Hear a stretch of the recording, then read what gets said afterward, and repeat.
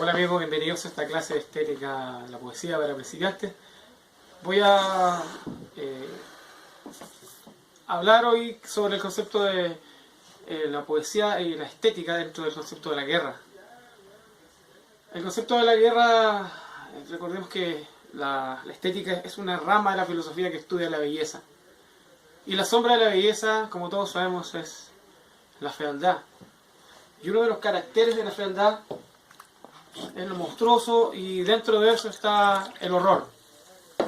El horror o lo horroroso, ya que las guerras se conocen con el concepto del horror, ya que es un arte que no está dentro de las bellas artes, está dentro del concepto del arte del horror. La guerra entra de ese concepto.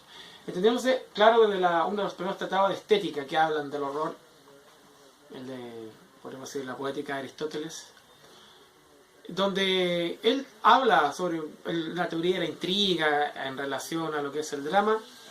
Hay una parte que él no logra desarrollar bien en la retórica, un libro posterior, donde él habla del concepto del bien común en relación a lo que las comunidades, la comunidad en sí como sociedad deberá estar de acuerdo en alguna decisión.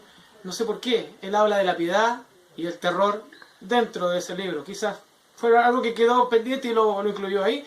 Y ese concepto, el terror y una variante que es el horror, es lo que vamos a hablar ahora, que es la guerra. Guerra, de un término teutón o ario que tiene la derivación en guerre, war en inglés, el concepto del dios de la guerra, que como sabemos, para los griegos era Ares, que era el dios de la guerra, y para los romanos, Marte. Los romanos hicieron una diferenciación en el concepto que Marte tenía dos hijos, que eran demonios y furiosos. Y lo imaginaron como en las guerras, la sangre, todo es rojo. Entonces cuando se descubrió a este planeta que lleva el nombre, como lo vieron rojo, también pusieron ese nombre. Y no olvidar que los generales romanos, al ingresar a la gran capital, se pintaban el rostro con una tierra roja, en relación a que el dios de la guerra estaba con ellos. Bueno, como estamos hablando de la estética de la guerra y su relación directa con el concepto de la sombra, que es la fealdad, el concepto de la guerra, el concepto de lo deforme, el concepto de lo monstruoso, es lo que genera la guerra, el horror, los descuartizamientos, las grandes batallas, los actos, entre comillas, de valentía del héroe o del eros, pero a la vez la tristeza, la pena, los cadáveres, la pobredumbre humana, los cuervos y pájaros, y sobre todo la noche, que es la madre de la muerte. Estamos hablando desde ese concepto estético, es lo que ocurre después, lo que viene después. Las tumbas, el sepultamiento. No olvidemos que los conceptos griegos antiguos eran que las entidades quedaban ahí en una eterna, en un plano paralelo, penando, como llamamos hoy. Pero y el mundo romano también tomó ese concepto de las grandes batallas. No olvidemos que los historiadores como Herodoto hablan de las batallas, de las guerras entre Atenas y Esparta, y hacen el concepto de las suplicantes, esa gran tragedia griega, que se ocupó y se hizo un análisis, una especie de ejemplo con los detenidos desaparecidos de los años 70 que en Chile, ya que las suplicantes después de las guerras no podían ellos, los atenienses, las madres atenienses, ir a recuperar los cadáveres de los muertos en las batallas, de las guerras entre Atenas y Esparta, por lo tanto suplicaban por favor que se entregaran esos cuerpos. La guerra yo lo voy a plantear desde dos puntos de vista. Voy a tocar solamente dos puntos porque es una clase introductoria. Voy a hablar de la Guerra y la Paz, en dos maravillosos tomos de la editorial Alianza, la mejor traducción y la mejor edición que existe, por lo menos para las lenguas hispanoparlantes. Recordemos que León Tolstoy, el conde Tolstoy, se demoró 10 años en escribir este libro. Aproximadamente en 1863, 1869, Sofía Tolstoy, su pareja, fue la que este libro lo reescribió 10 veces. 10 veces ella reescribió este libro con pluma. Fue una monstruosidad, una locura gigante, que ella terminó volviéndose loca y creyendo que ella había escrito La Guerra de la Paz. Por lo tanto, Tolstoy se enojó tanto que hubieron unas peleas increíbles, porque ella, cada vez que volvía a reescribir La Guerra de la Paz, escribía otro libro, otra historia, porque cada vez que se reescribe una obra, variando solamente una coma o un punto, estamos reescribiendo otra historia. Este libro, de gran novela de la guerra, relata las guerras napoleónicas en la invasión a la Rusia de los zares. No olvidar que el zar Alejandro I, que era un niño de 20 años en esa época, admiraba mucho a Napoleón. Europa entera admiraba a Napoleón. De hecho, los rusos hablaban en francés. De hecho, en la Guerra de la Paz hay partes donde los diálogos están en francés y hay un pie de página abajo con la traducción. Eso lo hizo Tolstoy. Entonces, los rusos admiraban todo. Su manera de vestir, su manera de ser, todos, cómo se comportaban. Admiraban sus trajes. De hecho, los trajes militares del ejército ruso eran prácticamente copias del ejército francés, etcétera, etcétera, etcétera. En esta novela relata la invasión napoleónica, pero el eje principal de estos grandes libros no son más de 5 personajes. Son en una base muy básica. Serían el príncipe Andrei Volkovsky y su hermana María. No tienen entre 14 y 17 años. Ellos serían parte de la aristocracia. Esto sería lo que hoy se conoce como esas series norteamericanas donde todos los personajes son adolescentes. Todos los personajes principales de la Guerra de la Paz son adolescentes. El príncipe Andrei y su hermana María Volkovsky y el príncipe Pierre Besukhov, también otro joven de no más de 16 años. Todos de la alta aristocracia rusa. Está también la familia Rostov, donde está Natasha y Nikolai, que también serían personajes dentro del eje principal. Y estos personajes que he nombrado son príncipes, son el eje principal que interactúan. Dentro de este libro aparecen más de 600 personajes. Pero de esos 600 personajes, muy pocos se logran desarrollar como tales. Muchos son caricaturas. Muchos no logran el tratamiento psicológico. Muchos no logran el concepto de los diálogos. Muchos solamente aparecen como fantasmas y desaparecen como tal.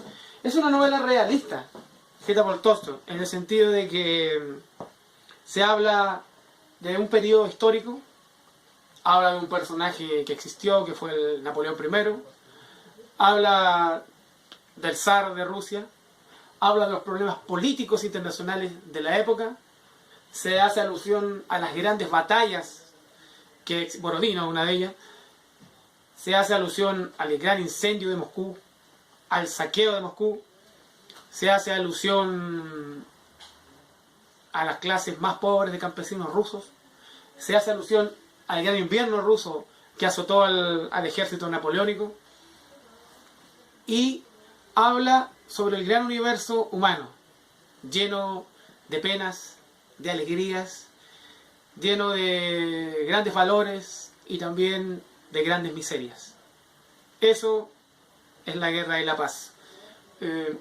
Como ya dije, los personajes principales, que son en su mayoría adolescentes, pero quizás por el concepto en que el hombre vivía muy poco, en un periodo de edad hasta los 40 años, entonces un anciano era un hombre sabio a los 40 años. Y los jóvenes eran el concepto común de que las esperanzas de vida eran muy bajas. La Guerra y la Paz relata en sí, coincide ese periodo de las invasiones napoleónicas con la decadencia de la aristocracia rusa. La aristocracia rusa, que era una aristocracia feudal, descendiente de los Romanov, de Iván el Terrible, están en un periodo fundamental, donde el gran emperador de Francia los está invadiendo. La técnica de ellos era quemarlo todo. En la batalla de Borodino se ve una gigantesca fuga del ejército ruso hacia el interior. Los rusos prácticamente no ofrecieron resistencia a Napoleón. Andrei Volkovsky es el personaje que está consciente de la caída, está consciente de que vienen nuevos tiempos, está consciente de que la decadencia de la aristocracia rusa viene. Y él es un hombre que quiere estar ahí, un hombre pro, un hombre que quiere estar en esos grandes cambios. Y el otro personaje antagonista, Pierre Besukhov, otro joven de la aristocracia, él sabe que la aristocracia rusa está en decadencia, pero a él no le importa mucho. Él es un hombre de su tiempo, él quiere vivir la decadencia y nada más. A él le importa más que nada ver, y si el sistema se está derrumbando a pedazos, él caerá a pedazos con él. No es un hombre que espere mucho más de él. En la primera parte de la Guerra y la Paz, en las primeras 150 páginas, no ocurre nada maravilloso. Es un relatar de fiestas, es un relatar de diálogos, es un relatar de lo que era la atmósfera de la Rusia zarista. No ocurre nada. Las 100 páginas que continúan, las cosas se ponen un poco más entretenidas. Los personajes como Pierre Besukhov y Andrei Volkovsky se desarrollan aún más. Y la guerra sí llega a las páginas de este libro con toda su crueldad, con las cargas de caballería, pero aún así podemos saltar de eso a una profunda reflexión que puede estar haciendo un anciano en Rusia, y de ahí podemos pasar profundamente a alguien que está agonizando. Podemos escuchar la relación que tiene la Iglesia Ortodoxa rusa sobre los príncipes. Podemos ver, ya que este es un libro muy visual, al mismo emperador de Rusia, el zar Alejandro I, viajar. Podemos verlo en una conferencia que hace con el mismo Napoleón. Se puede ver. El segundo libro es mucho más dinámico. Aquí el concepto de la guerra ya es furioso. Aquí no hay entredichos. Aquí la guerra se desata con toda su furia. Aquí la gente muere. Aquí hay explosiones, hay desmembramientos, hay lo terrible. Lo terrible. Aquí está el saqueo de Moscú. Los rusos incendian Moscú. Se ve llegar al mismísimo Napoleón al Kremlin. Se ve cuando se intenta asesinar a Napoleón. Eso, el concepto de la bestia. El concepto de la bestia que está entrando, como decían los rusos, a su patria. El concepto de la bestia que va ingresando a esta sagrada madre Rusia. Los personajes, como ya habíamos hablado anteriormente, en algún momento Andrei Volkovsky, herido ya con la nieve, escucha que el ejército de Napoleón pasa muy cerca de él, y escucha al mismísimo Napoleón, que también pasa por el concepto del hombre grande de la época, el hombre más importante de esa generación. Estéticamente, ¿cómo relaciono yo estos maravillosos libros que tienen, no sé, 2000 páginas, todos juntos, en el concepto de lo que hablamos una vez? La estética tiene una variante que es la fealdad, y en esa fealdad, en el concepto de lo monstruoso, el concepto de lo desmedido, está el concepto del horror. Y ese concepto del horror, ¿dónde está? En el concepto de que estos jóvenes, los que yo nombré, van a participar en la aventura más importante de su generación, que son las guerras napoleónicas de invasión hacia la madre Rusia. Y se va relatando la crueldad del invierno ruso, la crueldad de los cosacos con el ejército napoleónico que el ejército napoleónico está retrocediendo, que está abandonando la madre Rusia. El concepto de los asesinatos a sangre fría que hacen los cosacos con los ejércitos, en el concepto de que el hambre, gran parte del ejército napoleónico no murió en batalla, sino murió en frío. Y en la idea de las claves yo hablé antes que este tenía más de 600 personajes que no se desarrollan muy bien, algunos son muy planos, otros no tienen muchos conceptos, pero se habla también mucho de los diálogos que hay en San Petersburgo, en los cafés, entre los intelectuales, la gente que está tratando de explicar que la guerra viene, pero la guerra es un eco lejano. La guerra siempre es lejana, como en la actualidad, la guerra siempre es lejos, no nos toca, hasta que la guerra llega y nos arrasa y nos aplasta y nos pulveriza. Más o menos la guerra de la paz es ese gran tratado. Hablemos también que hay un concepto del amor, pero ese amor, como lo habíamos dicho antes, el concepto del sujeto, Pierre Volkovsky, que está muy enamorado de Natasha Rostov, pero como toda novela, él no logra desarrollar ese amor. ella en algún momento tiene un acercamiento, pero él escapa a ella.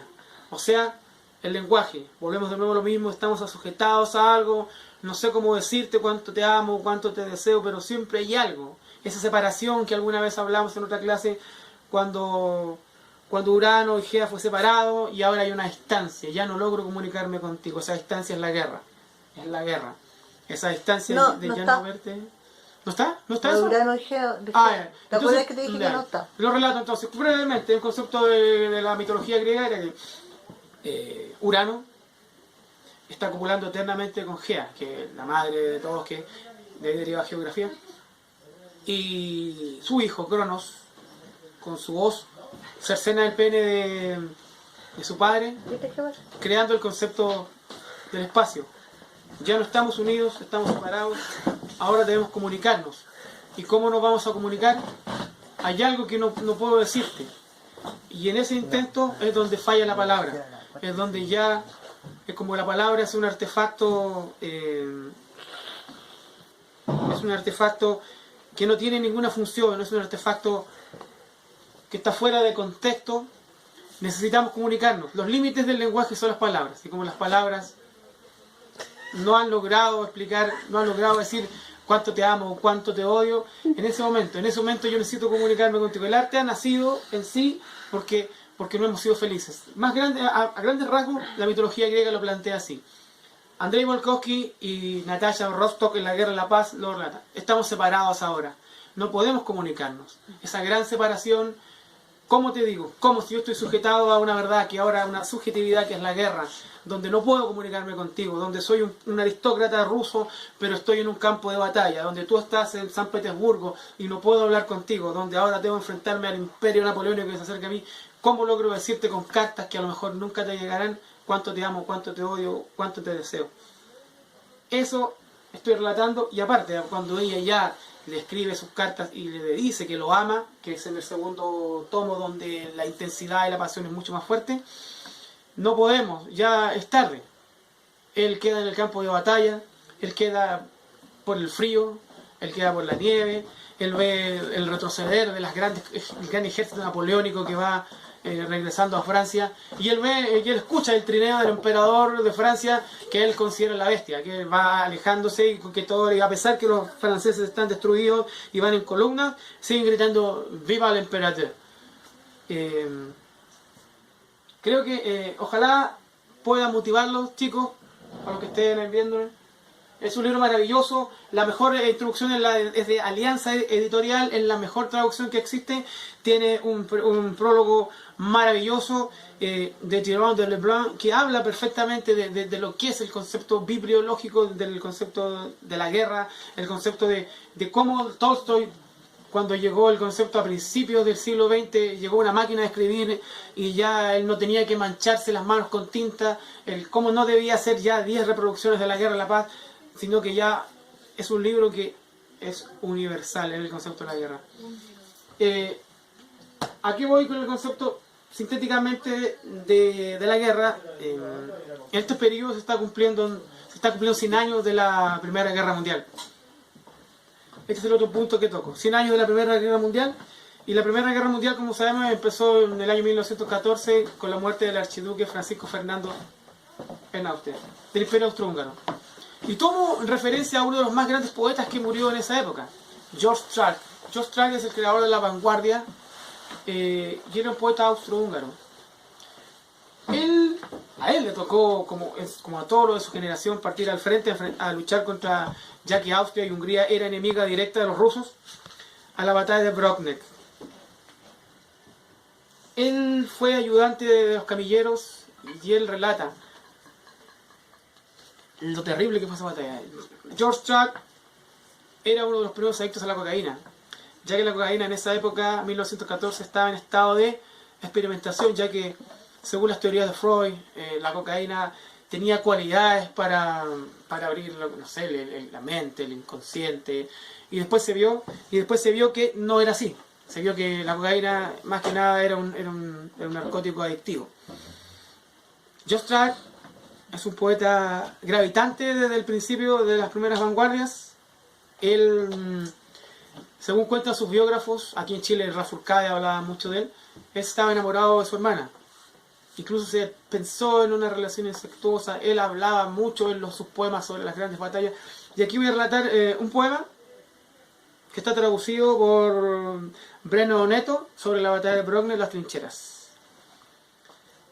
Al atardecer resuelan los otoñales bosques, las armas mortales, las planicies doradas, los lagos azules, sobre ellos aparece el sol sombrío, los moribundos combatientes, el salvaje lamento, con bocas abiertas, sobre el cielo los planeadores, más quietos resumen los prados, el rojo nubarrón, el dios de la guerra, la cólera, la sangre derramada en un frío lunar, todas las calles. Nosotros corremos, bajo el dorado ramaje de la tropa, vacío los cañones y mi hermana, por la silenciosa arboleda, para saludar el espíritu de los héroes. Las cabezas sangrantes y suaves resuenan los juncos oscuros, flautas de otoño. Ah, orgullo, duelo, vuestros metálicos altares, los alemanes, el Kaiser a lo lejos, la caliente flama del espíritu alimenta hoy el violento dolor, el vástago novato, la sangre. Este poema que George Track escribió es un poema que relata lo terrible que para él fue la batalla de Brockneck, donde él fue ayudante de camillero. Él fue un adicto a los primeros fármacos, como dijimos. Él relata lo que fue la Primera Guerra Mundial. George Track, la reflexión estética es la siguiente. ¿Qué es lo que ve el poeta en la guerra? ¿Qué es lo que siente el poeta en la guerra? ¿Qué es lo que ve el poeta en la guerra? ¿Cuál es la reflexión que un poeta, tanto de los tiempos homéricos, o como lo dijo Ovidio en la Eneida, qué es lo que ve un poeta? ¿Qué es lo que vio Walt Whitman en las grandes batallas de la Guerra de Secesión, cuando él escribe esos grandes poemas? ¿Qué es lo que ve George Track? ¿Cuál es la estética del horror? ¿Cuál es la estética de los monstruosos en la trinchera al ver a sus hermanos mutilados? Yo escribí un poema que quiero recitar de memoria a George Track, lo escribí hace muchos años. Es un poeta que yo sentí una inclinación por lo oscuro, por lo terrible que fue su vida y por lo que los biógrafos trataron de deformar un poco su legado. Más o menos es así. Con los sorprendentes adelantos de la ciencia, con el ADN de sus huesos y de sus poemas, hemos revivido a George Track. Por la tarde le hemos entregado el premio Nobel póstumo y una voz de ultratumba ha anunciado que esta tarde cenará en Les Soissons. Él pregunta por su hermana, que hace 100 años que ha muerto. Pregunta por la gran guerra que ya terminó. En los acuerdos de paz de Viernes Santo, George Track pide cocaína. Y el domingo de resurrección, él vuelve a morir. Ese poema lo escribí yo hace cerca de 10 años en homenaje a este gran poeta que padeció los horrores. Bueno, toda una generación padeció los horrores de la Primera Guerra Mundial. No olvidar que George Bernard, no olvidar que el gran escritor Robert Gray, que escribió el gran libro Adiós a todo eso, relata lo que fue la Primera Guerra Mundial, los grandes cementerios bajo la luna, desde las trincheras, o el punto de vista alemán de la Primera Guerra Mundial, el punto de vista del horror, el punto de vista de la técnica, algo que no se ha visto, la técnica. Cómo en una gran guerra, donde se utilizaban técnicas de combate napoleónica, con armamentos de la modernidad, grandes ametralladoras, el nacimiento de los tanques, el nacimiento del gas mostaza, las armas químicas y la muerte que estaba en todas partes. Robert Gray, quien escribió el libro Adiós a todo eso, escribió un libro maravilloso que se llama Los mitos griegos, del cual yo siempre tomo muchas analogías a la estética que planteo acá, lo mismo del gran Walter Benjamin. Escribió un libro que se llama Lawrence y los árabes. Buscaban un personaje importante, un personaje peculiar dentro de ese concepto, y alguien les habló que había un teniente coronel que era arqueólogo o antropólogo y que estaba en Siria.